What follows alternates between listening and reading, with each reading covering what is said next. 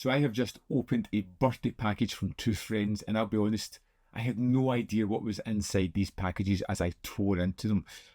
There's a mix of stuff here. There are some things I wanted, some things I never even heard of before, and together we're going to look at these for a proper first look. And just to say straight off the bat, I haven't seen any of these films or read the book.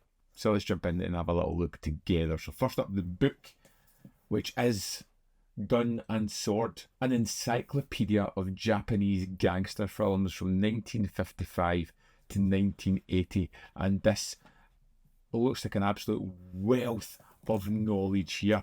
So it's super interesting. It's right within my wheelhouse. It's a lot of films I'm watching just now. I'm really enjoying this. I love the kind of idea of this. It's basically a roadmap to a whole genre. The Japanese gangster cinema is something that I have barely scratched the surface of, and being able to have a reference quality book that I can dive into is going to be fantastic. And I feel like this is going to be one of these books where I go in looking for a film to watch or to research. I'd come away with a list of 20 that I need to see. These are the books that are absolutely fantastic for me, and this is something that's just going to be wonderful. This is the kind of thing that actually creates more content ideas for me. It gives me more reference quality to refer to in some of the movies. And if anybody is deep into Japanese gangster movies, what are your recommendations? What should I start? Tell me in the comment box below. And next up, we have something that is truly exciting, something I did plan on getting and something I have covered previously. It's the dangerous, it's the unforgettable, it's the Vinegar Syndrome Forgotten Gialli Volume 9 set. I really enjoy this set. They always look incredible. The box sets are amazing, and I'm never quite sure what I'm getting into when I put these on. Giallo can be such a weird genre. Sometimes amazing, sometimes completely mad. Either, but always enjoyable.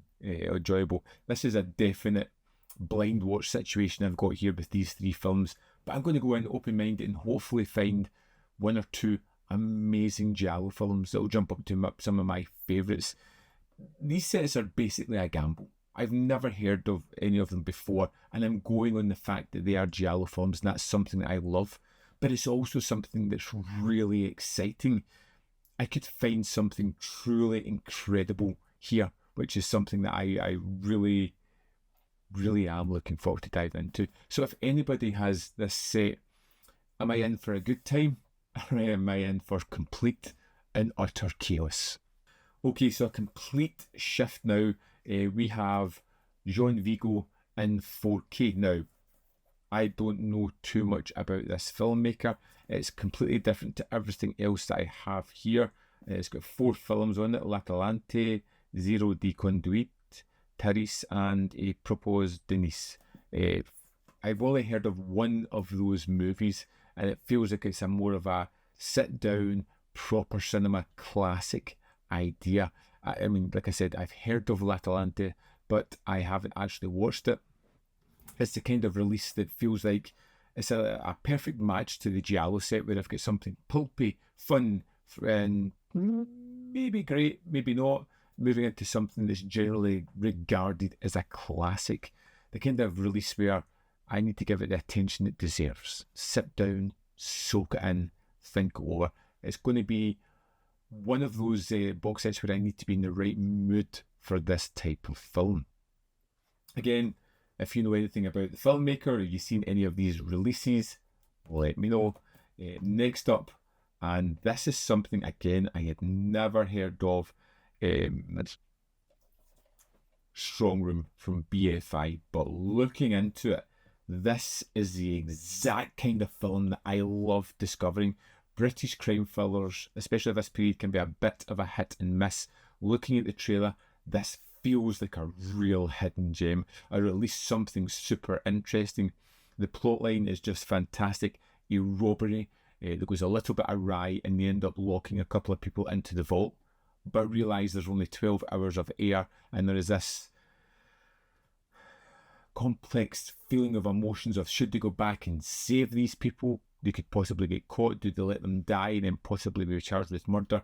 It's a moral idea of a problem that you need to solve. I'm not going in with any expectations on this one other than just hoping it's going to be good. It's 80 minutes. It looks great. And finally, we have a Criterion 4K. One that's really something to be excited about. I've seen trailers for this one and I was considering picking it up at some point, and that is The Blade on 4K, a 1995 film by Choi Hark. And this fits right into the sort of wheelhouse of films I've been watching at the moment. I'm loving Hong Kong cinema, even when I fully don't know what I'm getting into. Choi Hark is a filmmaker who sometimes does something wonderful, sometimes can take the safe option and just do something that's kind of average. But this looks very different. It looks like he's really made an aesthetic choice to almost doing a wuxia film, cinema verite style, and that's exciting for me to check out. This is such a strange mix of films that it just makes me so happy to be a film fan, to see something that I've got books, I've got Giallo, I've got French cinema, British cinema, Hong Kong action. This is basically everything that I love about collecting, the variety. It's just amazing. Huge shout out to Jordan for the book, which is a terrific addition, and to Andy, who always seems to pick movies that feels like he knows me really well. And as I've said before, if you've seen any of these, if you know anything about them, let me know in the comment box below. I'll definitely be covering these once I've watched them, and that will hopefully come soon at some point. As always, thanks for watching. There is more content up here if you want to see more of my stuff. In the description box below are links to Patreon, membership program, and manvfilm.com, always in which you can support. Thanks for watching. See you next time.